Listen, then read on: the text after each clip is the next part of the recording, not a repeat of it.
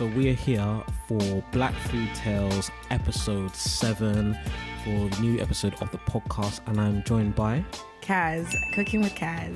Amazing. She's kindly invited me into her home. I'm going to be trying out some of her cooking, and we're going to be talking about everything black food. So to get into it, why don't you, I guess, tell the audience a bit about yourself, who you are, and what you've been up to recently? Hi everyone, my name is Kaz. I am a foodie.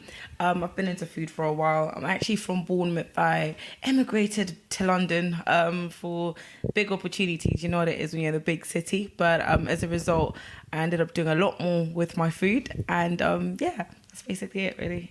Amazing. So with your food, like, what's your speciality? Like, what kind of food do you cook? I'm an imaginative cook. Throw me in a kitchen with some ingredients and seasoning. Seasoning's very important, and just let me get on with it. I'll probably say mostly Southern African inspired, but that's because of my background. I'm originally from Zimbabwe, and again, even with Zimbabwean food, there's not really much going for it in terms of flavors. I mean, you know, the Ghanaians have got their shiso, the Nigerians, and there's a big debate about that. So I'm going to say the West Africans have got their jollof rice, but as Southern Africans, it's almost like we eat to survive. So there's not really that much creativity in terms of what happens in food, although saying that we do eat some random things from time to time. But yeah, back to the question. My speciality is really trying to infuse eating for the sake of eating, or eating for the need to eat, but then putting flavor, putting creativity, and just kind of gathering all my experiences through food and through what I've experienced within the food that I eat as well. So you said something interesting right at the beginning of that, like almost like just throwing in the kitchen, you can just cook whatever. Yeah. I think on a previous episode, actually, I was saying that for me, like, the difference between like a cook or like a chef potentially and somebody that's just into food is what I can't do, although I like to cook, is I can't open the fridge and be like, okay, I got this, this and this, I know what to make. Okay. But I think like somebody that's a real cook or a chef, they can open it and just get imaginative with the ingredients. I can't do that. So like, do you do that kind of thing then? Or like, do you even write down your recipes and stuff? Do you know, that is probably one of my weakest things. I wish sometimes, especially for me, cooking's like therapy, right? I would get in the kitchen after a long day or a hard day, and I just let it rip. Like, throw the seasoning in there, give me some meat, some vegetables. Let's come out with something. And by the time I'm done, I feel like it's a way to release for me, you know? Explain the weight again. I used to be really skinny in my teens, but as you grow older and bills have to be paid, you suddenly have to find a way of getting therapy that's cheaper than, you know, paying for someone to do it. Cook. Well, you know what? On the flip side, like in the past, I've like eaten when I'm bored or whatever. Like, it's comfort food. Like, food is comforting. Exactly. Do you know what I mean? Like, food can change your mood the same way like weather can as well. That you is know. it. So not 100% see where you're coming from. Cooking is an art, and I think the more you start perceiving cooking as an art, the more creative and the more you realize there's no such thing as really making a mistake. I remember one time I tried to fry yogurt. That was a learning curve. You don't fry yogurt. So wait. What were you thinking? What were you trying to do when you're frying the yogurt? It was literally a moment of I just wanted to see I wanted to make kind of like a sauce with yogurt as the main base, but then I wanted to also fry some things into it. And it all curdled and made a mess, but that's part of the experience. You learn, like I said, you can't really make a mistake with cooking. You just learn what works and what doesn't work. There's no such thing as this is a write-off. I bet if I tried to do it at a lower temperature, I'll probably be able to do it. But it's a case of just trying and trying and trying. And that's why I enjoy cooking. I think once you're in the kitchen, no one can tell you this is right, this is wrong. It's about what you come out with. And that's probably why I'm not much of a decent baker, because with baking, it is chemistry, it is a science. You can't put too much bicarbonate or soda and expect that your banana cake will taste the same. Do you know what I mean? Whereas with seasoning, you could potentially over season, but you can counter it by doing stuff. So one thing I've learned to do is if I put too much salt or too much seasoning in something, just add milk. Milk is literally... Really? Yeah, it's like Tipex for cooking. Yeah.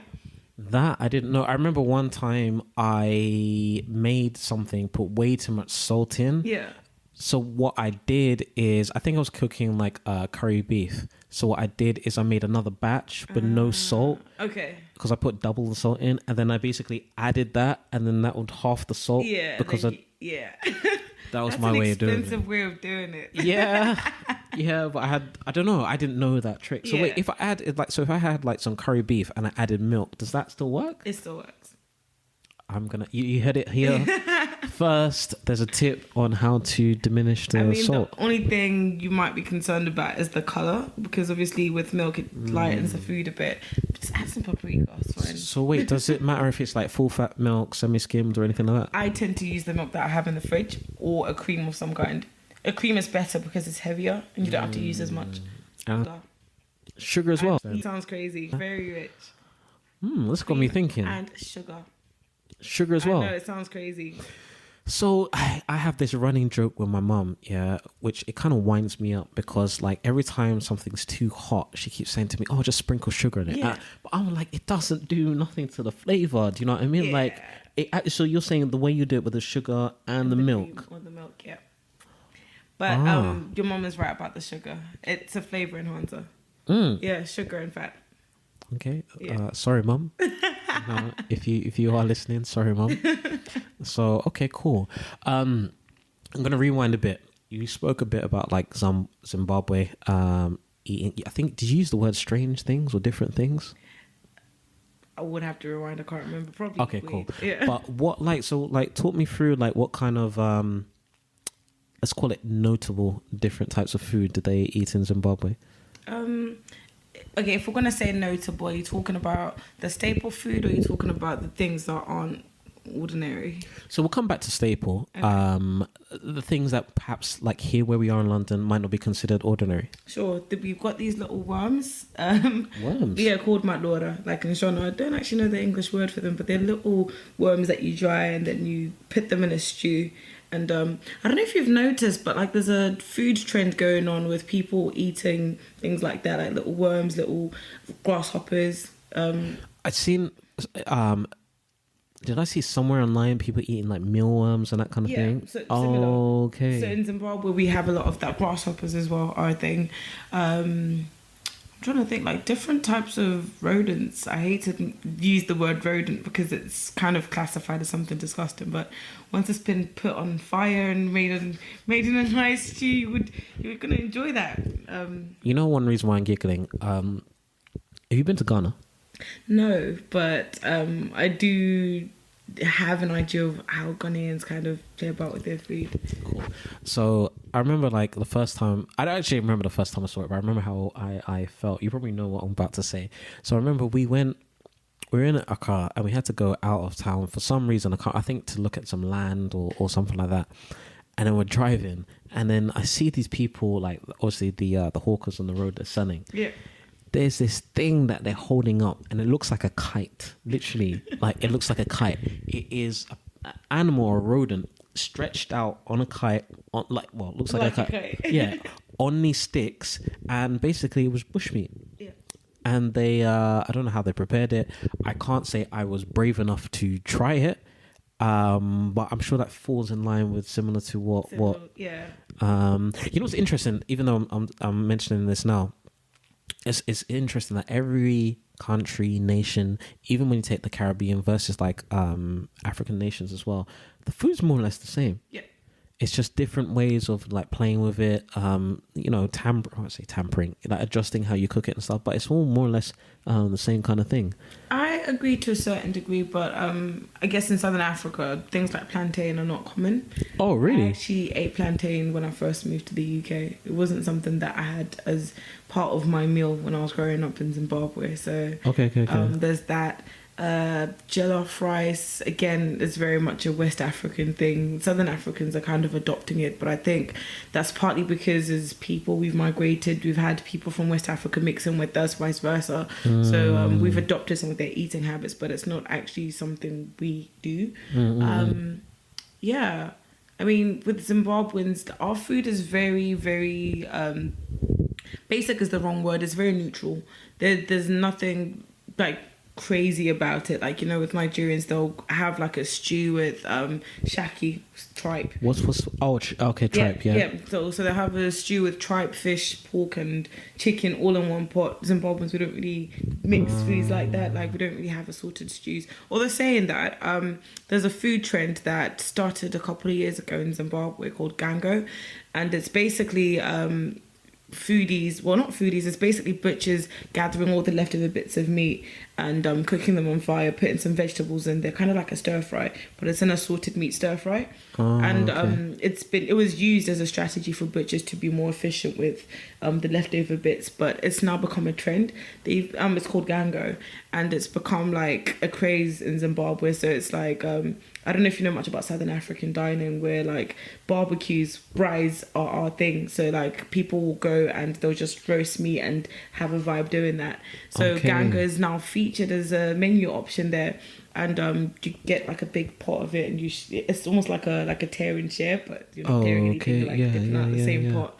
And like it's become a thing. They had a festival for it with like artists performing. Wow. So if you get a chance, look into it. Gango, yeah. Okay, cool. Gango. We'll probably try and get some of that here on the channel. So wait, did you go there? Did you try that there, or did you witness some of that here at all? Or I guess with the power of technology, you can kind of see what's happening on the ground if you have the right links, and that's how it's happened for me. When I went to Zimbabwe, I mean, I've been here since I was 9 years old. I'm not going to expose my age, but I went back for the first time in 2016, and I didn't have enough time to experience everything, but Gango was something that a lot of people were talking about, and yeah, it seems like a common thing. From my kind of interpretation of what I think has influenced it, I think probably with the increase of the Chinese and the West Africans within Zimbabwe, that's probably influenced our eating habits as well. So things like Gango probably have been inspired by Nigerians' assorted meat stews and Chinese stir fries. But I mean, this could be really far-fetched, but that's my opinion. So on that, do you think, maybe this is a loaded question, do you think, because here we are in London for our international listeners, do you think that there's a rise in the popularity of either A, food from Zimbabwe, or B, food from Africa as a continent as a whole? I think there was a rise. There was a big interest. I mean, I think it's ongoing actually. There's an interest in just Africans in general, not just the food, but the food, the music, the fashion. And you see a lot of big designers now incorporating African prints within their fashion. So I think with some chefs, they're trying to incorporate, Zimbabwean food, not Zimbabwean food, but like just African food. And the scary thing is African food is classified as a whole, but Africa is a continent. There are different flavors. I mean, in North Africa, you've got the harissa, the hummus, and in West Africa, you've got, the spicy jollofs and assorted stews. Down south, you've got the grilled meats. So there's no such thing as an African cuisine because each area is different. Just as we call Italian food, we don't call it European food, it's Italian food. So each part of Africa has got something that characterizes it as its type of food, So I do think that there is... I see influence more in African foodies trying to make the food more appealing to the European audience as opposed to the food actually getting into the European market through that way. It's more about trying to make it more appealing to them by how it's presented, or perhaps toning down some of the ingredients, or making it healthier and popularizing it to other people. Is that how do I say this? Is that a good move to play a bit of devil's advocate, water down the cuisine? I wouldn't say it's a good thing or a bad thing. I think in any market, if you want people to kind of know what you're doing, you have to put it out there. And if you want it to be influential in what they're doing, you have to kind of be willing to work with how they understand it. Do you understand? So like in any case, even if you're trying to get influence in terms of like music, with African music, I hate using the word African, but with African music, for it to be kind of popularized in the Americas and the UKs, they have to kind of play around with what the original sound would have been and make it a bit more, palatable, because not everyone's going to understand why we do the things we do. I mean, even methods of cooking, that's another key thing as well. A lot of African food is prepped the way it's prepped because of the traditional methods that were passed down. But if you're trying to popularize it, sometimes it's an issue of, can we actually get the equipment that we were traditionally using to prepare this food, or can we get the people that were traditionally known for preparing this particular food to do it? There's so many things that come into play when you start thinking about it, but if you want to get it through to a wider audience, you have to almost try and get them to understand your language by making it easier for them to understand it. And then obviously as people get more used to it, the more complicated it becomes. I mean, imagine if the Italians started with just giving people polenta porridge as a starting point to Italian food. It wouldn't have probably popularized. Again, these are just my opinions. I think just starting people off easily, okay, pizza, bolognese, let's put some egg in there, let's see how it goes. Just slowly easing people in. No, to be honest, I honestly agree with everything you're saying. I think food is a great way of bridging cultures and introducing new people. I think though for certain people, you do have to ease them in slowly. There's many Italians that I've spoken to that when they visit America and they eat the classic pizza over there, they're like, "What is this?" Like, it's not Italian, you know.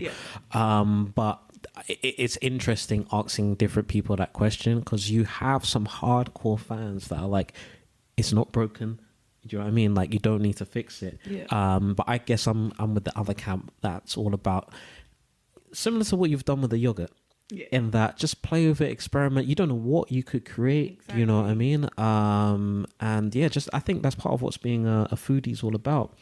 It's interesting also what you said earlier about other countries embracing African culture, if you like, and you mentioned like print, for example. So like the Nigerian, have you seen the Nigerian football kit? It's nice, isn't it? It's pretty good. You know, it sold out, I think, was it in 2 hours or something like that? Could you imagine? Oh, it was an hour? Yeah, it was an hour. Can you see that? So, and they had like the African print all over it. Like, so I'm Jamaican, but I, was interested in that kit kind of thing. So, but yeah, I think especially after the back of like, we had like, what's it, Black Panther? Exactly. All these kinds of things. I think there's, African culture is being painted into a very good light at the moment. And I think that raises a lot of opportunities for people that perhaps were not, inquisitive about our culture before to look at it like now, ooh, like what is this, what is that? And you also said something interesting about people like looking at Africa all as one. I won't call it out, but I noticed people from a certain country across the pond, they all refer to Africa as all Africans, like, do you know what I mean? But everybody's got their own different culture, and we even look different as well. 100%. 100%. Everybody's different. So cool. Let's rewind. What brought you from Bournemouth to London? So outside of cooking, I'm a bit of a nerd, an energy nerd. Okay. So I work in the power and utility sector. And power and utility sector. Okay, cool. Yeah. So and I've been working in the power and utility sector since I finished university. I actually went to university in London. What did you study? Economics and human geography. Intense. Okay. It was good fun. I mean, with the human geography side, we got to travel a lot. So we went. Hold on. Human geography. Yeah. What is human geography? The study of people and how they migrated and stuff. How people migrate, geopolitics, development studies. So understanding how nations develop and how they become what they become. Hence why I have kind of detailed opinions about the Chinese and Nigerian kind of influencing Zimbabwean cuisine and culture, because again, these are some of the things that I kind of looked into when I studied my degree. So I guess the first thing that brought me into London was my degree. I went to Kingston University, so shout out Kingston alumni. So yeah, I went to Kingston University. I did economics and human geography, but then I fell in love with the energy sector, and then moved back home for like 9 months. Came back because I just could not get enough of London. I mean, after being in Kingston, you're close enough to just be in and out. So moved to London, worked. And I've been working in the city since, in the power utility sector. Do you feel university was worthwhile? Definitely. Why? I guess I'm your old school chick. I think education's everything.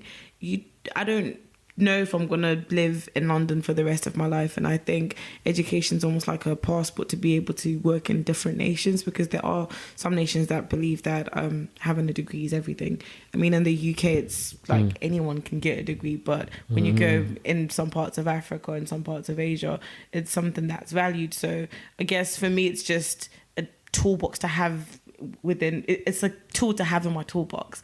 And I think also in terms of how it's shaped my mentality towards critiquing things, it's helped with my career. I mean, you could probably get into the career that I'm doing by leaving school and working your way up. But I guess for me, it helped me to jump a lot of hoops that perhaps I may have had needed to do if I had not taken that route.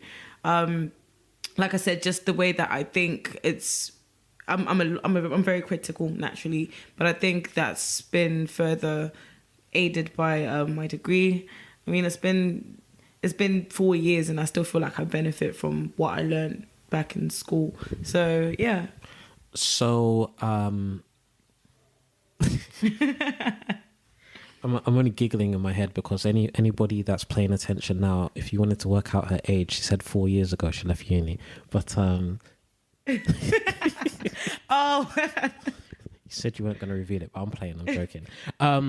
So, student, do you live in halls? Yeah, I did. What did you cook? I cooked everything. So pancake day was my favorite day of the year, randomly, because that was the one like festive like season where everyone was still on campus. So, like, you know, with Christmas, everyone goes home early, but like around pancake day, it's exam season. So everyone was about. And what we used to do is we'd gather lots of ingredients and then I'll cook. Usually I'd make like rice, chicken, like salads and that sort of a thing. And we'll also have pancakes. But the way I make my pancakes, I'll put like some cinnamon and some nutmeg just to give them a bit of a kick. Have them with some strawberry ice cream, my favourite. You like your kick, don't you? Yeah. Okay. Yeah, so then we'd all kind of gather as one little family, and we literally did that every single year while I was in uni.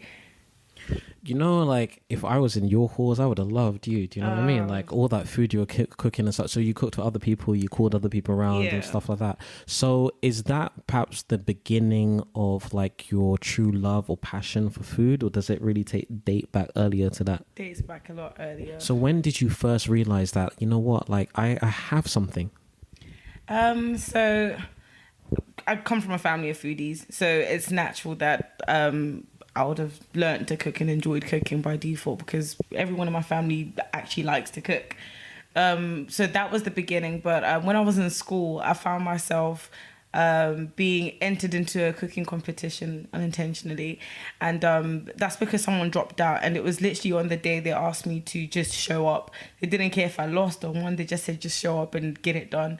So it was at a local college where this competition was taking place. It was different schools within the borough that were participating. So I get in and they said, you have to cook a fish pie.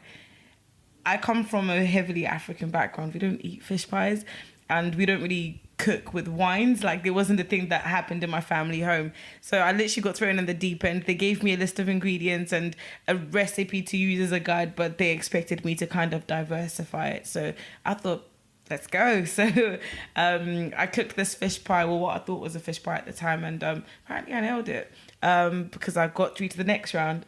And then the next round was cooking chicken in like a red wine sauce at a local hotel. Again, never cooked with wine, but the chefs who were judging the food were really impressed. I ended up going to the final competition at a 5-star hotel in Poole, Sandbanks. Oh, wow. Do you know about Sandbanks? Yeah. So wait, for our international listeners, what do you tell them what Sandbanks is? Sandbanks is like where all the millionaires live around the coast within Bournemouth. And it's a really like affluent area. So finding myself there as a 14-year-old cooking was like, whoa. Of course. Yeah. So I always laugh because when people tell me about their childhood, a lot of people will say, oh yeah, I used to do a lot of sporting competitions. I used to be part of this club.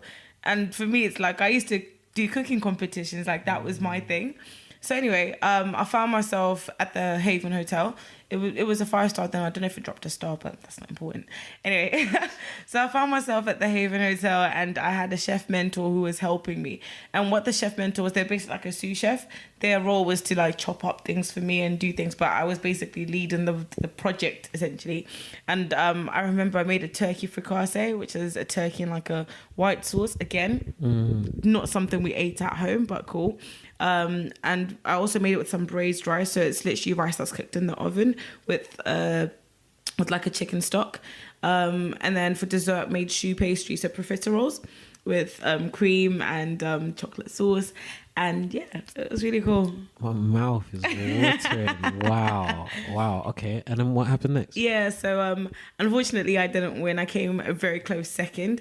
And based on the feedback, it was my presentation that let me down. And ever since then, I made it a thing that whenever I'm preparing food, the presentation has to be on point.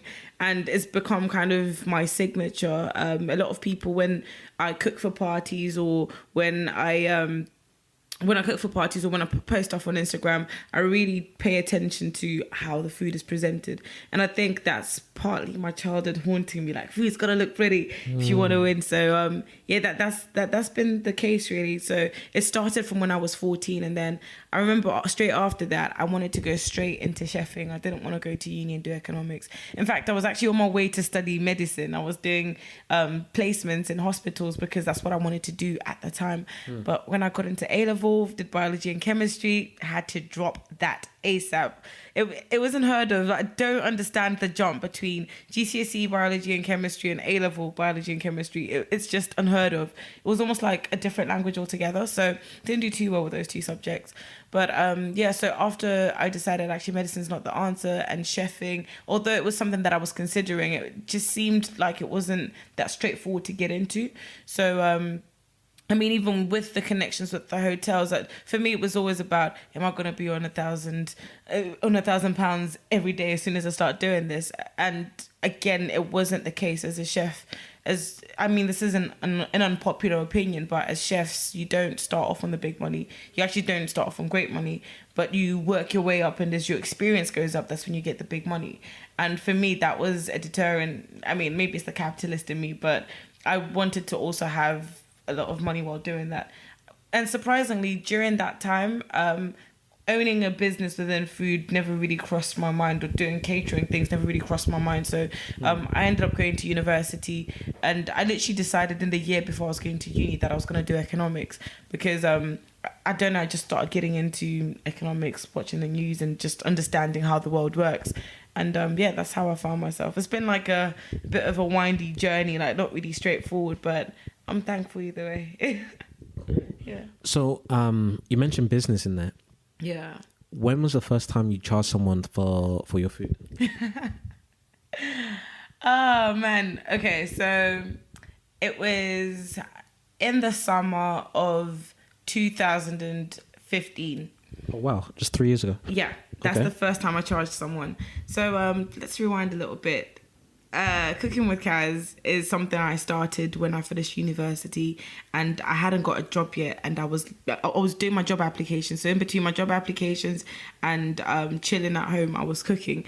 And like you said earlier, food is like comfort. So during that time, I was very, I don't know if this is a common feeling, but I was feeling a bit lost after uni, because it was a case where like I know what I want to do. I want to get into energy, and I was very much like, I'm not gonna just jump into any job for the sake of jumping into any job. So for me, it was a case of I'm talking loads. Sorry. No, talk. What it means, let it all out. Yeah. So during that time, I was looking for a job, and I was cooking, and then I started Snapchatting while I was cooking, and a lot of people started following me, and everyone was like, "Oh, you should start a YouTube channel." I'll tell you about the YouTube channel later, but I started a YouTube channel, and that was okay. And then that summer of 2015, I lost my first job. And when I lost my job, for 2 months, I was still job seeking. And that was when I'd made it a purpose in my mind that I'm not going to work anywhere else outside of London. So when I moved back home, I got a job. And then, I'm really sorry. I'm going roundabout in circles. No, go on. You're doing fine. So you moved on, you lost your job, and then what happened after that? Yeah, so I lost my job, and somebody I knew was hosting like a barbecue event, and they needed a caterer to come in. I'd never cooked for that amount of people at once before, but there were like how many people were talking? 200. Wow, 200. So wait, how did they find you? Oh, like they were a friend of a friend. So within the Zimbabwean community, we're all very close knit. So everyone seems to know each other somehow, some way. So these guys followed me from Instagram. Like I said, I'd already started gaining a following from what I was doing on Snapchat. I converted my Instagram page. I into cooking with Kaz. So before it was just like a personal page, but I changed my username, so I kept my followers, and then it began to grow from there. Okay. And then what else did I do? I created a Facebook page, so people had a way of contacting me when it was concerning food. So these guys needed a caterer, and they said 200 people, and to this day, I'm honestly very thankful for those group of boys, because the first thing they said to me was, okay, before you can cook for our event, you need to get your food hygiene certificate. Mm-hmm. I was like, oh, okay, how do I do that?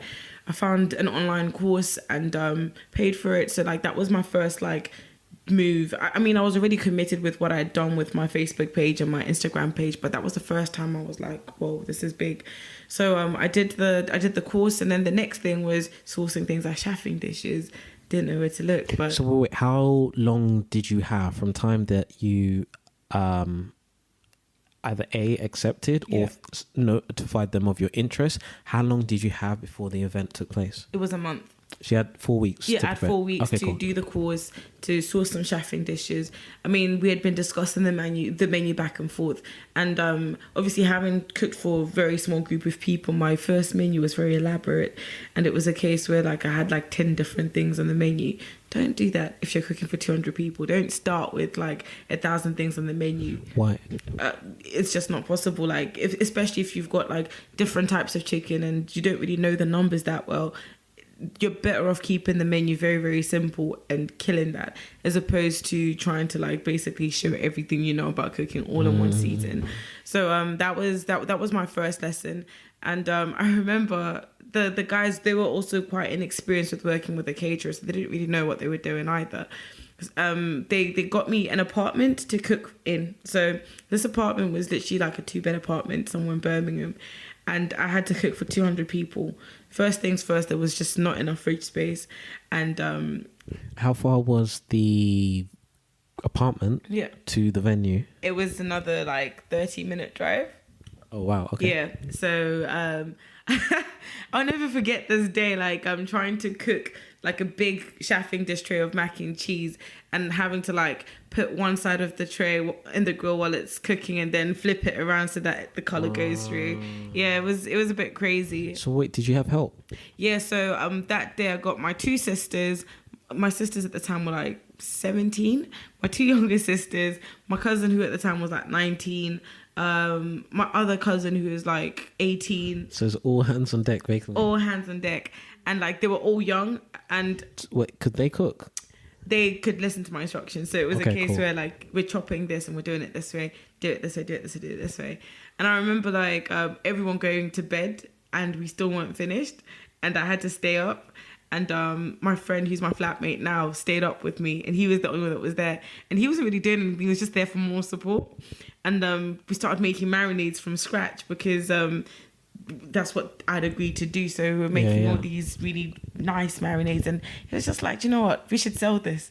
And I'll tell you about the marinades later. But yeah, that's what we ended up doing. And I charged them, and when I look back, I didn't charge them enough for the amount of work that I did.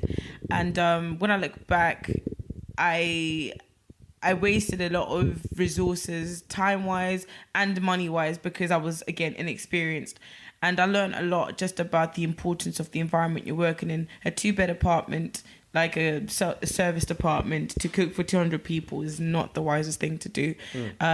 Especially from like, I mean, I had to do a lot to maintain the food hygiene to avoid cross-contamination.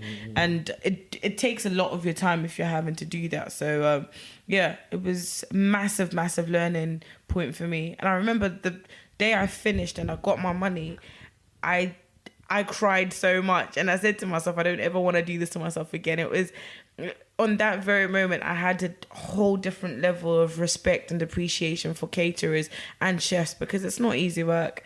It's really not easy work. So what, from that experience, from our audience, if there's any budding caterers out there, what advice can you give them? Get a commercial kitchen. Like, incorporate that within your pricing. Get a commercial kitchen. You can literally, if you're based in the UK, there are people that rent them out for like 50 quid. Just don't put yourself through the stress. Get a commercial kitchen. Get experienced help. Get your ingredients planned out. And if it is a case where you're doing the shopping, do it days before. If it's fresh things that you need to get, do it on the day. But like, again, if you have a proper written out list, I was using an Excel spreadsheet to go shopping for everything, including the perishable goods and the non-perishable goods on the day, and it was just like it was a mess. Like it was just really overwhelming. So I would advise that if you're gonna cook, like, label your non-perishable goods, get those in advance, always have those on you. Like now when I'm cooking for events, I've got bags of rice in my house, I got tins of tins of tomatoes just chilling in my house, so that like when I am cooking for someone, I don't need to go to the shop every time to get those things. So there are ways of just making things easier for yourself. Get experienced help. If you know that you can manage on your own, give yourself enough time. Like, that's the most important thing, I think. Another bit I wanna. Oh, so wait.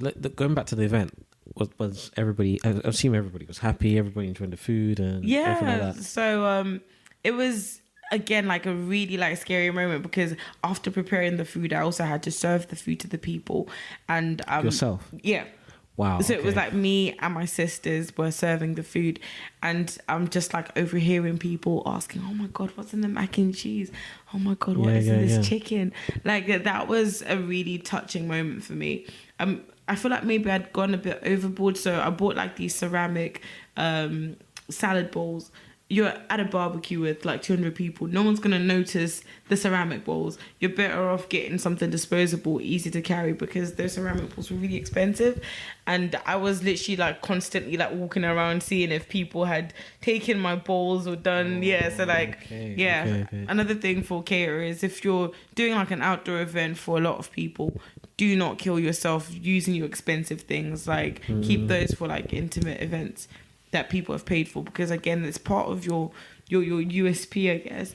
But so I had to serve people, and it was really fun, like having people like inquiring, like, "Oh my God, when did you start doing this? How did you get into it?" A lot of people thought I've been doing this for years, but it's like, this is actually my first time. And I remember after that event, like I said, I'd promised myself I was never going to cook again on that scale. But lo and behold, I found myself doing even bigger events. And just getting into it, really. So you touched lightly on costing and pricing and stuff like that. Yeah. For any caterers out there potentially working towards their first event, do you have any advice on how they should price themselves? It's an ongoing piece of work. Don't let any caterer lie to you. They're also still learning about how to price things. Like, it's constantly changing. You find ways of being more efficient in what you're doing, so you cut costs, and then you end up either using that as a way to maximize from your client, or you use it as an opportunity to reduce your prices to become more competitive in the market. There are different strategies that work for different people. Again, it also varies if you're in the market to supply from a quantity perspective rather than a quality perspective. That again affects your pricing. What's more important? Again, they're two separate markets. Both, it depends what you've been asked to do. So quality, there's always a standard that you need to maintain. This is my own, this is how I kind of do my things. There's a minimum standard that I always try to maintain. I'd like to ensure that my food is tasty. Like I said, it's well presented. I think it is, again, my child is just following me about losing out on that competition because it didn't look as nice. So for me, it's about how it looks, how it tastes, and just going above and beyond to ensure that people feel like they've got value for money, even if it is like big prices, even if it is like a big quantity. That's my standard. But then if I'm gonna cook for a small group and the person's paying for quality, then I'll do a few more things, like perhaps maybe the dishes I'll use, maybe I won't give you plastic plates, I'll give you ceramic plates, that sort of a thing. So all those things will impact how you price things. If you're using China plates to serve food, you're not going to charge the same as if you were using paper plates. Do you know what I mean? So it's really about diversifying. And I think quality and quantity differ depending on what the requirement is. But there's always got to be a standard of quality in what you're doing. That although like quality is subjective, I think I agree that, especially in these kinds of things with catering, they expect like a minimum like quantity and stuff like that. Okay, so we're kind of further along your timeline, so to speak. So we're gonna jump back a bit. You mentioned how when you started like cooking with cats and stuff. So just to summarize, you were on Snapchat. Yeah. And then you migrated over to YouTube. Yeah, I mean, I didn't really migrate. I just used both platforms. So you're still using Snapchat now? Yeah, for cooking and Instagram stories now from time to time. Snapchat versus Instagram. I know a lot of people are jumping ship. Yep. I'm not as active on Snapchat as I would like to be. From someone that's perhaps active on both, which one would you say is good for you? Instagram's better in the sense that when Snapchat are always doing some weird like changes to their platform, which makes it difficult to use as a place. Again, with Snapchat, it's a very private thing. Unless if you have me on Snapchat or you know someone that has me, it's difficult to actually find me. Whereas on Instagram, you've got that platform where it's like public stories or popular stories where if people follow the type of content that you use, I mean, you've also got following hashtags. So if you follow particular hashtag that I use, you're likely to see my content. So I think with Instagram, you reach a much bigger audience in comparison to Snapchat. Snapchat, you're literally limited to the people on your contact list. Even if it is public, again, if no one's looking for you like that, they're not going to find you. And I think using both at the same time has been helpful. And also using influencers to talk about what you're doing. So I tend to get like people that I know who have a lot of followers to just mention what I've done or get them to taste my food and they talk about it. And that way it reaches a much bigger audience as opposed to me just relying on myself or paying for ads. I mean, the growth that you see on my Instagram, Snapchat and Facebook, it's all organic. I've never paid for ads or anything. Although I think to be able to get to the next level, I need to start considering that. And also in terms of just identifying who my target audience is, I need to start using that tool to pay for sponsorship and just getting the people that I need to be seeing what I'm doing.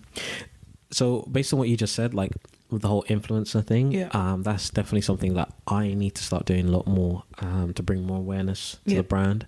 You touched on ads as well, paying. I can, definitely vouch for the what's the word? Not productivity. The benefit you can get from doing like Facebook ads and Instagram ads. They work very, very well. Not been able to do them recently because I've been banned. I am hoping. How come you got banned? I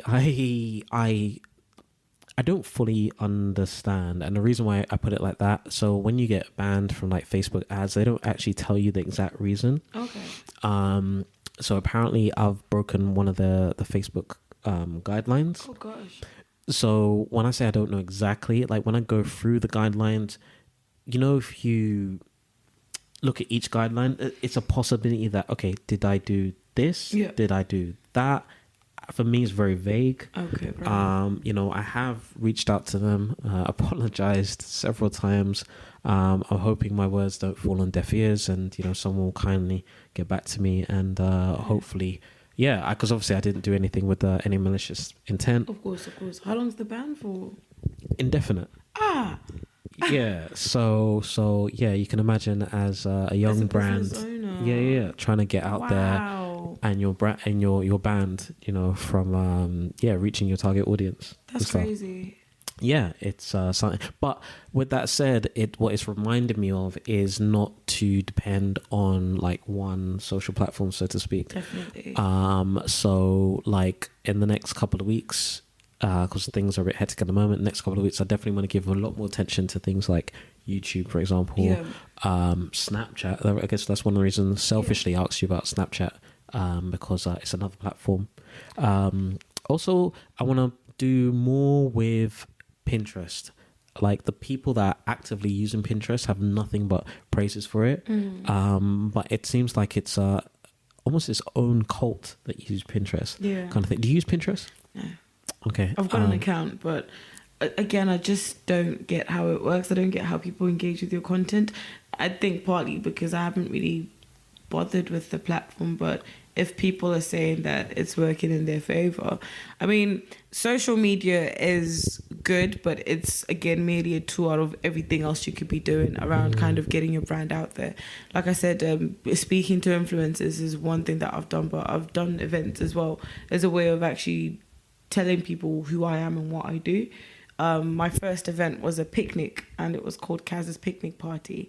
Okay. And it was just a few people, so it's literally taking the food away from Instagram and getting people to try it, and not showing them that it's not just filters that make the food look nice, but it's also, you know, the amount of effort, the flavors that have gone into the food.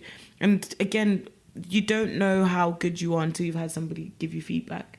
And a lot of the feedback that I get from the food that I cook, I always apply it in how I then approach my methods. Again, I think one of the biggest things that I need to focus on is writing what I do. Because each time, if I'm focusing, how do I know if I've improved if I don't actually have a tangible A and a B point? Does that make sense? So, for me, it's a case where one of the biggest things that I'm trying to incorporate now is writing my processes down. So, for an example, I've now created templates when I'm dealing with my clients. So, like an email template. So, if you've inquired and I'm confirming, the confirmation email will be the same as the one maybe your mate had from me, just as a way of making things easier, streamlining my processes, and just having that consistency all the way through. And if you're having consistency from the admin point of view, even the way that you approach your work, the way that you cook, there will always be that consistency as well, if that makes sense. So, okay, cool. So you mentioned something there about feedback. So how do you separate constructive feedback to, I hear you, but I'm not really going to take that on board? It depends on what it is that I've created. So if it's a recipe that is, so I'll give you an example. On my brunch menu, I have this Zimbabwean peanut butter porridge that I serve with granola at the top and a scoop of ice cream. And some people loved it. They're like, oh my God, it's the best thing I've ever had. It's so innovative, whatever. And then some people are like, I just didn't get it. Like, why did you have the porridge at the end of the meal? And like, but because I have such a polarized view, I now have to kind of have the final say whether it stays on the menu or not. And I really like the idea of having the porridge on the menu. I think for a lot of people, that's what drew them to come to the event in the first place. They're like, hold on a second, this is traditional porridge and you're serving it as a dessert with ice cream, like completely crazy. So I've kept it on the menu for that very reason. But what I have done to take into consideration what the people have said, I've reduced the amount I put. So it's a case where it's now there more for you to taste it as opposed to overwhelming everyone with a big pot of porridge. Sure. Yeah. Your brunch, talk to us about it. So last year, that's when the whole brunch culture was like quite big in London. I feel like that's when I started noticing it more. People were doing a lot of boozy prosecco brunches, and there was a brunch for everything, like literally everything. There was a brunch for drag queens. There was a brunch for hip hop. So I actually went to the hip hop brunch as well, which was really, really good. And then I was thinking, okay, so me and my cousin were looking for something to do for the bank holiday. And I was like, actually, I want to go to an African brunch. And I hadn't really seen anything that was like specifically a similar setup to what I'd experienced that catered for Africans. But then I thought, do you know what? West Africans are always doing stuff, even if it's within their circle. So I'm not going to call it just an African brunch. I'm going to kind of focus on Southern African food because I feel like that's an area that a lot of people don't really know about.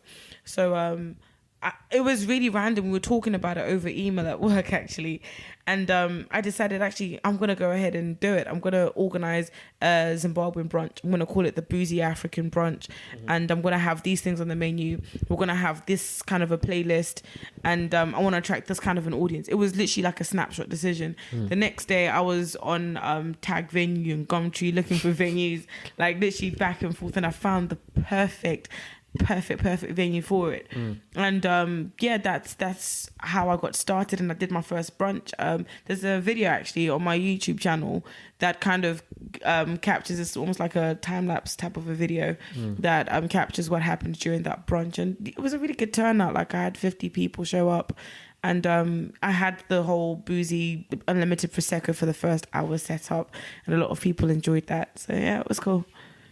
I actually watched this sounds really bad, I should remember her name, but I assume she's one of your friends. She made like a vlog of your whole brunch, like, while she was there, and her and I think a friend, they were all singing down the street, and they came and enjoyed it. Like, it looked really fun. Thank you. It looked really, really fun. By the time this actual episode goes out, it will actually be after my brunch, but that I'm putting on, and it's by coincidence that we found out that each other had a brunch after speaking in setting up this interview and stuff. So I guess as to brunchpreneurs, if that's a word, what kind of challenges did you have in setting up your brunch? Pricing. Did I price it correctly? Is it a bit too expensive? Because I'd gone to the hip hop brunch, and what I loved about the hip hop brunch is they diversified the pricing. So if you wanted the full works, it's just shy of 50 quid. If you wanted just the after party, it was like 20 quid. And I tried to do a similar thing with my brunch in terms of, if you wanted the full works, it was a certain price. If you wanted just the food, it was a certain price. So a lot of people didn't go for the unlimited prosecco option, because for them it was a case where we're actually here for the food, because I've branded myself as a foodie, so a lot of people just came for the food. But I was pleasantly surprised at how many people actually wanted the whole experience and enjoyed the whole experience. Part of the brunch, it's also about, I want people to mingle and socialize, and I guess one of the challenges was how am I going to get people who don't know each other to sit with each other? And what I did to combat that was, I had two very bubbly hosts who were kind of welcoming everyone. Shout out to Whitney and Chloe. They are the brunch queens. They just let everybody feel welcome when they come to the Boozy African brunch, which is good. So that was, I think, my first challenges were around pricing. It was also about actually seeing the menu together and practice for that amount of people. I didn't hire an external chef to do the cooking for me. I did the cooking myself. So most of the time I was in the back. And a lot of people, they've come because they've seen the brunch on my platform. They actually want to meet me. It was difficult trying to manage, like, being social and also knowing that I've got things on the stove that need turning, you know? Sure. And also, like, in that environment as well, I'd specify to people that I'll be filming the brunch, so I wanted people to look nice and to be comfortable. So you can't have the lady that's hosting the show like looking a mess while trying to greet everyone. So I spent most of my time behind the doors, and that's the sad thing when you organize events like this. I mean, like I said, the reason why I created the brunch is because I wanted something like that to exist for me to experience it. But when you are the person creating it, you almost don't get to experience it in the same way somebody else who's come and paid for the service is going to experience it. Does that make sense? No, 100%. Because when you're the host, you're on a different side of the park. From like some you're of the working. visits. Basically it's work. So it's interesting what you've just mentioned as well, because even myself in setting up this brunch. So, okay, cool. So anytime I've done like any kind of like business or anything like that, I don't plan. Do you know what I mean? To a limited extent, like, I have an idea of what I want to do. I always believe just to dive in. Sure. I think that it definitely costs more. Yeah. You'll make more mistakes. You potentially lose more money. Of course. But I'm a believer that, like, you get stuff done. The ball actually gets moving. Because I know, I won't put them on blast, but I know a lot of people that have been writing their business plan now for about 4 or 5 years. There should be an anthology of business plans for what they're doing, and they haven't yet started. So, anytime I'm doing something, I just dive in. I realize, I acknowledge that I'm potentially going to lose money, but at least, the mark has been moved. Done it. Yeah. So with that said, even like with my brunch, like, I've just dived in, like, bam, book the venue. Bam, I need chef, book that. And then so on and so forth. But it's taught me some crazy lessons along the way. And one thing that we touched on previously, one thing that I haven't necessarily perhaps enjoyed is, depending on who you speak to, let's call it held to ransom by certain venues and stuff like that, because not every venue is accommodating to perhaps what we're trying to do or trying to set up. I guess I've been lucky in that I found a venue that's accommodating, but I feel that within the London space, some of them are few and what's the word? What's the phrase? Few and far between. Yeah, few and far between. What you want to do, to embrace the long-term vision of what you're trying to do and support you and stuff like that. Like, did you have similar knockbacks? The first time I did it, I'm gonna sound like an absolute hippie, but like that's literally what I am. I feel like the universe had aligned for me to do this because it was like clockwork. I had the idea, I wrote the idea down, I made some phone calls, I found the perfect venue, and it was literally that easy. Second time round, it was that easy. Third time round now, the venue that I was originally using closed down. So I've been searching for a venue since, and I've actually been looking for a while. For me, when I get to a venue, I have to enter it and I have to feel like I'm home. If I don't feel that way, I won't go for it. And I've been to several venues where something is just not right. Like, it might have the space or it might have the look that I want, but it just doesn't have that I'm here kind of a feeling. So again, not very helpful for anyone that's trying to start a business. This is not like a blueprint to doing things, but for me, it really is based on the how my spirit has settled when I get into a particular environment. So like, I've had a lot of challenges, and I think when we've spoken previously, I've said it's a venues market now. They've seen how pop-up businesses are flourishing as a result of their facilities. So what they'll do is they'll try to maximize what they can get out of you, because they can't directly benefit from your ticketed event. I mean, some venues have actually given me that option, like, can we have part of what you're selling to your people, and we'll make the venue hire cheaper. And it just makes it difficult to even try and pursue it, because the venue is it's not even like the biggest cost that I have in terms of getting this event together. I have to now think about, the food itself, the help that I'm going to have on the day, the experience that I'm trying to create, if it's decorations I'm going to be using. The venue is only part of the cost. So if the venue is constituting 90% of the budget that I've put aside for it, then is there any point in doing it? That's why a part of me has started going back to outdoor events, because outdoors are free. And as long as you get permission from like the local council, like, outdoor events are easy enough.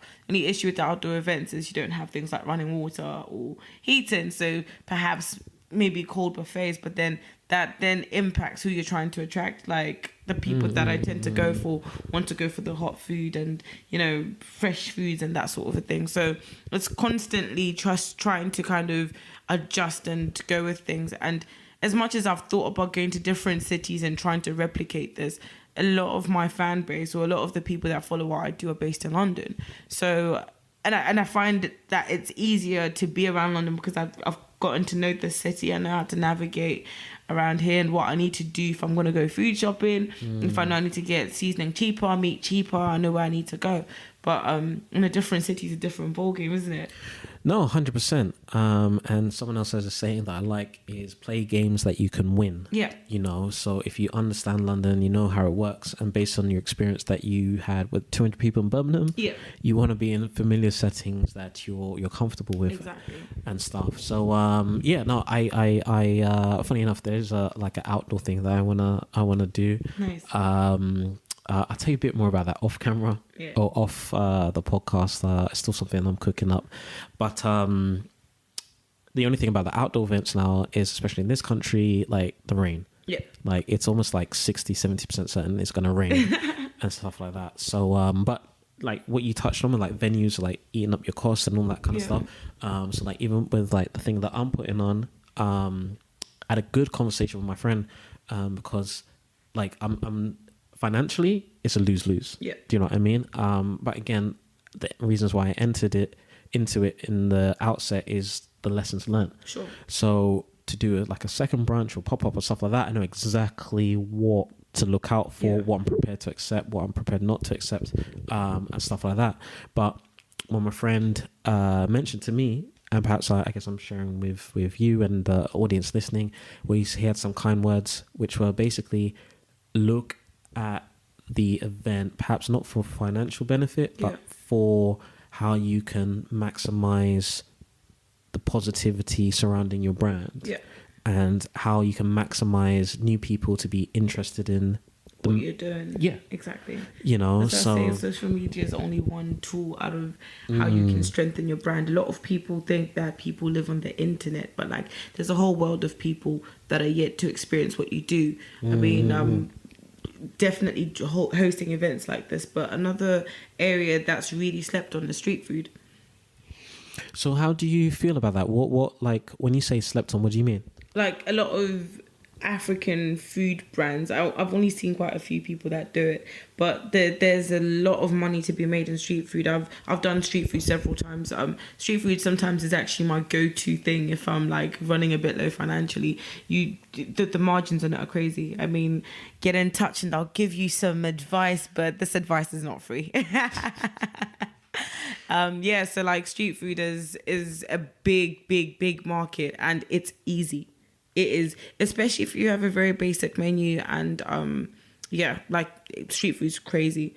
And it's just, even if it's raining, even if it's not raining, there will always be somebody, and it's a perfect opportunity to actually engage with the outside world on what you're doing. Because a lot of foodies try to focus, because hashtag foodie is a nice thing to have, but like again, I think on social media it's quite a saturated thing. But when you now have that personal touch with people are now talking about what you're doing outside of social media. That's a whole different ballgame.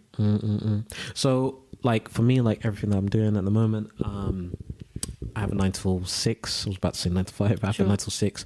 And I have strongly considered, like, even myself, even though I'm not a chef or a cook, but doing some kind of like street food or food stall or whatever. The only thing that's held me back is I work one Saturday a month. Sure. Which just eats up, or doesn't help the whole like weekend food store kind of thing. Yeah. And then someone else who had some wise words, he said to me that, for the day that you're working, just get somebody else to cook the food and stuff. No. So this is where like I got hesitant, because you like, once you've, okay, cool. So I mentioned earlier that I'm not a chef, cook, whatever, but I like to experiment with recipes and like read something and whatever and improve it. So if I did something and I found a recipe and then I thought, okay, this is something that, you know, people could come and enjoy and eat, and perhaps maybe represented the brand and stuff like that. Yeah. I can't guarantee in the beginning or early days of doing that kind of thing, like somebody else will be able to cook to your standard of what you like. So I'm just curious, the reason why I'm mentioning that, and the reason, the way you just went like, no. Yeah. What's your opinion on that, and like food quality and ensuring in your absence, you know, something is on point? No one will ever do it like you. Especially if it is your brand. No one will ever ride for your brand the way you're going to ride for your own brand. And if you don't want to have any disputes with people, just don't give that level of, I mean, they're kind of tasks that you can delegate. But, and I'll give you an example. When I'm cooking with my mum, which is so ironic because she taught me how to cook, but when I'm cooking with her and I'm cooking for a client, like she will do things to a certain point, but she will not touch the seasoning. She will not touch the presentation of the food. She will not be the last person to deal with my food. She knows that that's not her role, that's my role. Which is really scary, because it's like, you taught me everything I know. But she knows that I have my way of doing things. And she respects that as my mom. So what more with people that work with me? And the reason why I say that do it yourself, because no one will represent your brand like you. And I've learned so much by putting myself in the front line not just being the person that's cooked the food, but the person that's now having to explain to you that this is the best food you're ever going to eat. Being the person that sells your own food is such a powerful position to be in, because you can really begin to develop your narrative around what you're doing. Do you understand? And a lot of people try to cut corners and try to get people. If you know that the cooking aspect is not your thing, that's cool. But if you know that the cooking aspect is your thing, no one can do it for you. Only you can. Delegate tasks. Peel some vegetables for me. Cut some vegetables for me. Show people, even to that point of cutting the vegetables, show people how you want it done. And also monitor to ensure that things are done the way you want to do it. I've been in positions where like I've delegated a task on, please cut these vegetables in this way. I come back and somebody's used their own mind and their own creativity to do what they've done, but it's not aligned with the vision I had. And it becomes a very frustrating process because you find yourself wasting things and blah, blah, blah. I guess I'm very like attached to how I do things. And I'm happy to like take you off the task if you're not happy to do it the way I wanted to do it, and I'll do it myself. It's not up for conversation, because at the end of the day, this is the way I want to present my brand. If you want to do it your way, I mean, you're more than welcome to create your own brand. And I don't mean that in like a salty, shady way, but it's a case where I take pride in what I do. It's not there yet, but it's growing. But even in that growth, I want to remember that I'm in charge of how this comes together. So listening to what you just said, and I agree, by the way, do you feel that you need or you have people skills that have helped you so far? I think I had, and I have, and I'm continuously developing this people skills. Before, I used to be Gordon Ramsay. Shout people. Effing and blinding Swearing, in the kitchen. Oh my gosh. Like, it was nuts. And I mean, reluctantly, my sisters would still come to the kitchen and help. But you were swearing at your sisters. everybody gets, except my mom, everybody gets a mouthful. Like, my mom would just get like a really like cheeky tone. I won't swear at my mom, but like she'd still get something. But everybody gets it. Okay. But yeah, over time I realized that it's not a sustainable way of working with people. If you want to create an environment where people, yes, you're passionate, but don't let your passion blind you from how you interact with people. People will work harder and contribute more if they feel valued. And I had to kind of tone it down. People need to feel appreciated. They need to feel that what they're doing is contributing to the bigger picture. So what I've done with people that I work with now is I'll take everyone for a lunch after the day after. So we'd have our post meet about how we think everything went, what we could do to improve the operations, and we'll do it over lunch, and I'll treat everyone. And I found that that's a very helpful way of just keeping people engaged and keeping people committed. And also not just taking their opinions and saying, okay, that was nice to know, but actually showing them where you've made the changes. Again, that's why documenting my processes and remembering how I do things has become quite a vital thing about how I do things. And it's interesting because within like some really successful organizations that we see now, the part of the infrastructure that has kept them together is actually having documented processes and frameworks on how they do things. And catering is no different. There's so many processes involved with it, like from the acquisition of the business to the procurement of the ingredients to the actual operations, and then the logistics of moving the food, the collection, and then the cleanup after. It's all processes, and the more you kind of reflect on how you do things, the more you can streamline them and save time. So I think we just need to working with other people and actually realizing that this is actually a business and not just something you're doing for a laugh, Like on that, like one of the most fascinating books that I've read was about the story of Ray Kroc and how he got involved with McDonald's and helped with if I remember correctly, the brothers as they were setting it up. And his introduction was about introducing processes and stuff like that to ensure everything was streamlined. And yeah, it's a fascinating book. He literally took them to the next level. And yeah, so definitely 100% a good book to read. I'll get the exact title. What I'll do, I'll put the exact title into the show notes if you guys are interested in listening to that. That's good. So we're in May 2018. If you're listening to this in the next 5-10 years, where do you see yourself, perhaps, for the rest of 2018? The rest of 2018, there's a lot of things in the pipeline that partly I can't talk about just yet, but some of the things I can. I'm working on the YouTube channel a lot more, but I think, let me kind of provide some context. I started the YouTube channel and I went and bought all this filming equipment. I bought a camera, bought a MacBook, I bought the... Which camera did you get? It was a Canon 600 HD. Okay. Yeah. So I bought a camera, I bought some a softbox lighting kit. You went all out. Literally. Okay. Back then I was living at home, so I wasn't paying bills or anything. I was balling out, so I could afford stuff like this. So I bought all the kit, and then I taught myself how to use Adobe, one of the Adobe softwares back then, whichever one I was using. I taught myself how to use the whole video stuff, and I hated it. I'm not a media person at all. I have no interest in knowing how a camera works and filming. Like I literally hated it. So I remember trying to cook in the kitchen, and you'll see from my previous YouTube videos, a lot of people were very nice about them. They're like, oh yeah, the videos are great, you've done amazing. But it took a lot out of me to just get one video done, only because the positioning of the camera, the lighting, and again, when you're filming yourself in such a way, you have to be very mechanical, and that is not how I cook. I am very fluid. I'm like, yeah, let's just throw the seasoning in. And I mean, people will ask me, how do you know you've put enough? I know I've put enough just by the way the food feels. And if I've put too much, grab some milk, grab some cream, put some sugar in there, and we're good to go. Like, sure. Or wash it out or something, you know what I mean? Yeah. So like, when I found myself doing YouTube that way, it was just really like, I used to dread it. And that kind of took away why I started it.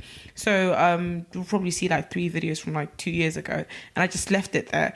And I'm now looking to pick that up with a team of people that actually enjoy the filming part, that actually enjoy the compiling of creating that content for me. All I have to do is just show up and do what I love, which is, I think, a better starting point. And I guess the reason why I took that approach is because the first approach was initially, if I teach myself how to do YouTube, I'll save money. But then the problem with that is I was not saving time. And in the long run, like, I start wearing myself out doing something that's not an area of interest. I mean, now I can contribute from a producer perspective what works, but I don't have to do it all by myself. Sometimes outsource. That's one thing I've learned while doing this. You don't have to do everything. You, even from ingredients, I mean, there's certain things that you can't outsource, but like activities or even like delivering food, you don't have to do everything. Sometimes outsource. It's a cost, but in the long term, it's marginal in comparison to how much you lose when you try to do everything by yourself. No, 100%. I think I agree. I think you're always going to be limited. Yeah. You know what I mean? What's the saying? Jack of all trades, special at none. Yeah. You know, obviously you want to enhance, be special at what you are at. Exactly. And then bring somebody else in on board who has skills that you potentially don't. Exactly. You know, and then you can make your superstar team. That's exactly it. So, and I guess it's also just trying to find people that are committed to work, potentially for nothing in the start days. I mean, I've been really fortunate enough to have a team of people that are willing to be paid a little bit less than they would if they were working for someone more established. But I was listening to something the other day, and it was, I think it was like a motivational speaker. And he was saying that it takes a lot for a person to stay with you while you're still in your development stage, because when you're still developing and when you're still kind of finding your feet, you're most I think that's when you're your most unappealing. And the people that do decide to stick with you through your journey while you're doing that, they're people not to be taken for granted. People who will treat you with dignity and still respect you when you're burning things and blah, blah, blah, cussing yourself out, cussing them out. Like, they're people worth keeping, because when you do finally develop and you do finally get your things together, it's a whole different conversation. No, 1000%. Like one of my favorite like childhood stories is Little Red Hen. Do you know the story? No.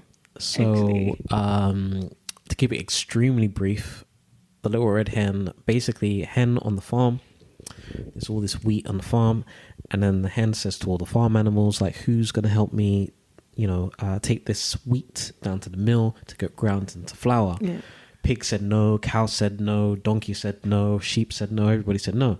Hen goes, takes the wheat down to the mill, gets ground into flour, brings back the flour, and then it's like, okay, cool. Who's going to help me take this flour down to the baker to get the flour baked into like bread, whatever? Well, sheep said no again. Pig laughed in the hen's face, whatever. Everyone was like, no. Cool. He took the flour down to the baker. Baker baked it into bread. Hen brings back the bread. Says to all the animals, like, who's going to help me eat the bread? Everybody, of course. I think that's an interesting fable, like very, very similar to like the early stages when you're trying to grow and stuff like that. So anybody that did help, like if the horse said to the hen, yeah, ride up my back, I'll take you down there. Yeah. When the bread comes, like the hen should remember the horse and be like, here, I'll break you off a bit. It's about remembering the people that were part of that journey with you. I've made it a thing that I don't take anything or anyone for granted, because again, I guess I look at the way I do my food thing from this perspective. I don't actually have to do it. I've taken a completely different path in terms of my career. It's not something that I rely on as my bread and butter. So as a result, like even motivating myself to do it, it's a different ball game. I actually have to want to do it. It's not a case whereas I feel like for some foodies, like they have to do it because this is their bread and butter. They don't have any other option. Whereas I have options, but I still put myself in these positions. I still find myself in the street trying to convince someone that this is the best fried rice you're ever going to eat in your whole life. Do you know what I mean? And the people that stick with you while you're doing what you're doing, and especially the people that know that you don't actually have to be doing this, like you're okay, you got a job, like keep it moving. They're the people that you just have to hold on to, because it's rare to find people that will stick by you, especially 100%. One of the closing questions I want to ask you is like, how do you, with everything that you're doing, like we'll talk about pop-ups, brunches, working full-time, catering, how do you manage your time? I sometimes don't sleep. Okay. Is that real? Like sometimes I don't sleep. I sometimes don't have that social life where to be fair, I've made cooking part of my social life. As much as it is work, as much as it can be really intense and really labor intensive.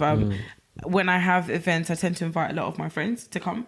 So I get the best of both worlds. I get to do something that I really enjoy. Yes, I'm working. Yes, it's hard, but I still also get to see my friends and be with my friends. And I just get the satisfaction from doing that. In the previous jobs that I've worked in, a lot of people have taken an interest in me cooking. And as a result, I get quite a lot of support from work as well when I need to take my annual leave or I need to leave early and then make up my time. They're quite flexible. And I think I've been really fortunate in that respect that people have seen that side and wanted to support. I think for me, it's the passion. I'm not perfect with it. Like if you look at my Instagram now, like I haven't posted in a while, but like I said, it's beyond social media. It's also because I've been doing a lot. Like for the past few weeks, I've been cooking for a few parties. You might not see it on social media, but like there are people that I'm engaging with offline that are interacting with what I do. But it's a case for me where I love it so much that I don't even see it as my free time's being taken away from me. What else am I going to do if I'm not cooking? Do you know what I mean? That's the way I see it. I don't feel like I really answered your question at the beginning about second from last question about where I see myself towards the end of towards the end of 2018. Okay. And I guess, like I said, I want to bring back my YouTube channel. I want to engage with people who've never experienced Zimbabwean food to experience it with me a bit more. I mean, as much as I am saying that social media is not everything, I do actually want to grow my following on social media. I'd love to be able to kind of go back to Zimbabwe this year and do an event out in Zimbabwe. Oh wow, amazing. Yeah, so I'm planning on going back in December anyway, but I'd love to do like a brunch, or so if there's any foodies in Zimbabwe that want to link up, get at me. But yeah, I'd love to go to Zim and maybe do like a brunch, or even just like a afternoon event, daytime party. I love a daytime party. So yeah, that's basically it really. 100%. As I mentioned earlier, I'll definitely put like your contact details and everything like in the show notes and everything like that. So make sure you guys go check that out. So I want to hit you with like some rapid answer questions. Are you ready? Cool. Okay, which celebrity would you like to cook for? Ooh. Ask me that second. Next one. Oh, you want to? Yeah, I need to think about it. So the second was actually related to the first one. So first person that comes to your mind.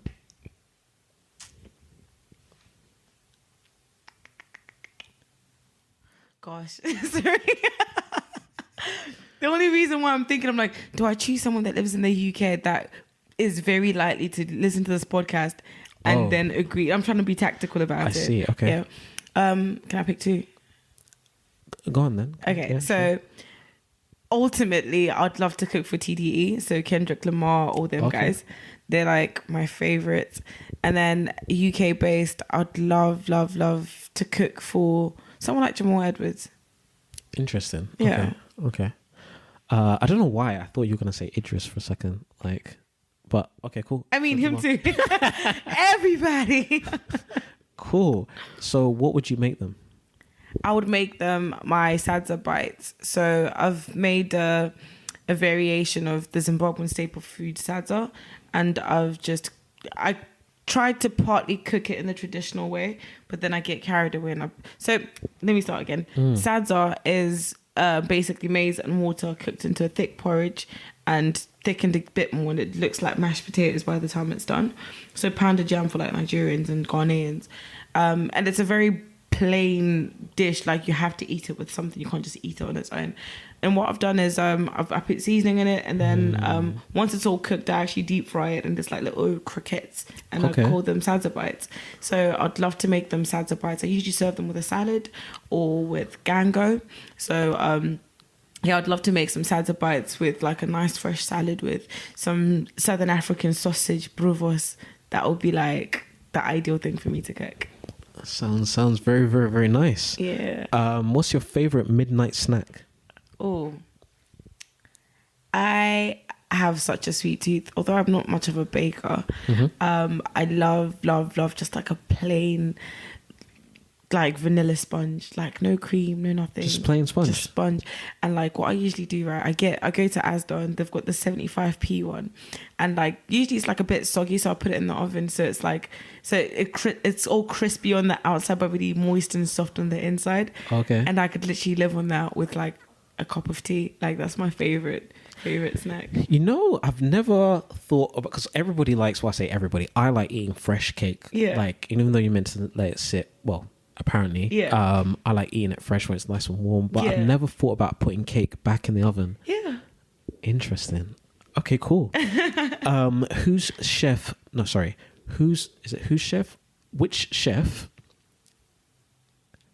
Whose chef's cooking style, I think I've said it right, whose chef's cooking style do you most admire?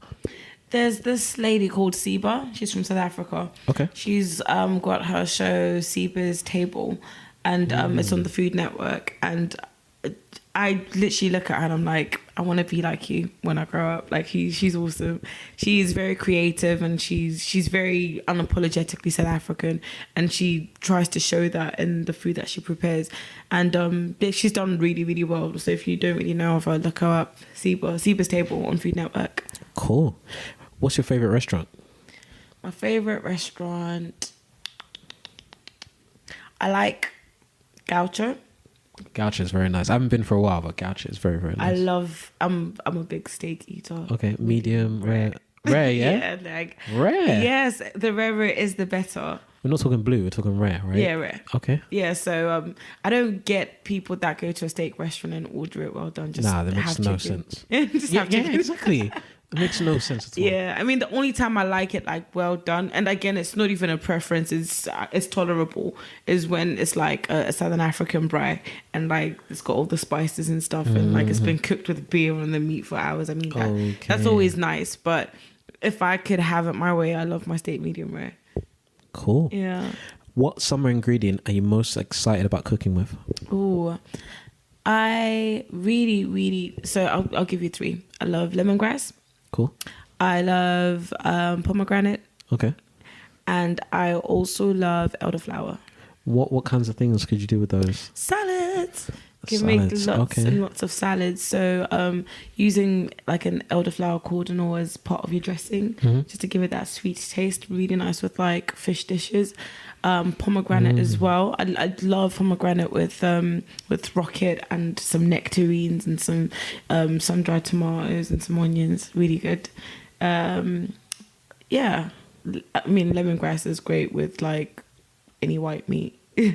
Cool. Like when you have like, I don't know if it's in your plans or if you have a plan to have like a restaurant, we'll do another episode. And as we're talking, we'll be like, chef, bring, and then we eat and talk. Yeah, that'd be mad cool. Define good food. Good food. Good food has to be well presented, full of flavor. And the portions have to be adequate. Like when I say adequate, I mean don't give me food for 3 people in one plate, and also don't starve me. So somewhere between feeding the 5,000 and I don't know, a person dieting. And what dish should everybody try before they die? That is so dramatic. Wow. What should everyone try before they die? Okay. That's their homework, by the way. So they have to go out and try this dish before the next episode. I'm going to give them 2, so it's harder. Yeah, cool. Okay, so... Pile it up. You got all your work cut out for you. I mean, obviously, unless if you have a peanut allergy, then obviously be safe. But... We don't know on dying before they die. Well, I don't know if that makes sense. But yeah, but go on. So there's this dish, it's called muriwo unedori. It's basically translated to vegetables with peanut butter. What language is that? Shona, yeah? Okay, cool. So my mom makes the best muriwo unedori, like it's crazy. It's basically collard greens or like spring greens that you finally chop up, and you have them with like tomatoes, onions, and if you're jazzy, put some garlic, some chilies in there, and then you cook it all in peanut butter. And you usually have it with like sadza, or you can have it with I mean, you can mix it up. You can have it with rice, you can have it with potatoes, but I love it with sadza. It's like my absolute favorite.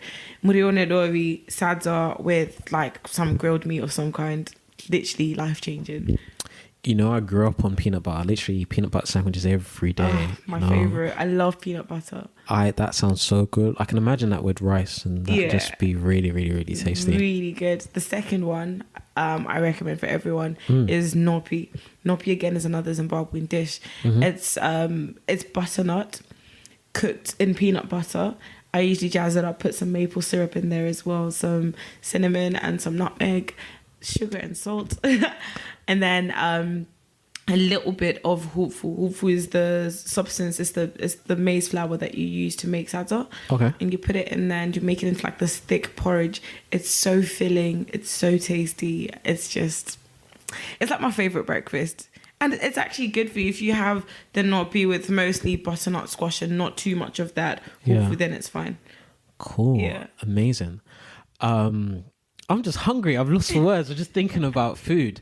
But yeah, I want to thank you for being our guest on this podcast episode. Amazing episode.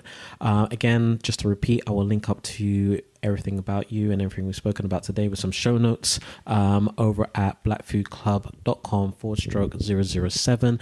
How can we find you? What's your social channels, your website, like how your Snapchat, like how can we find you? Okay, so my Instagram, my Facebook, it's Cooking with Kaz. My website, which is currently being built at the moment, is www.cookingwithkaz.com. If you want to drop me an email, it's foodie@cookingwithkaz.com.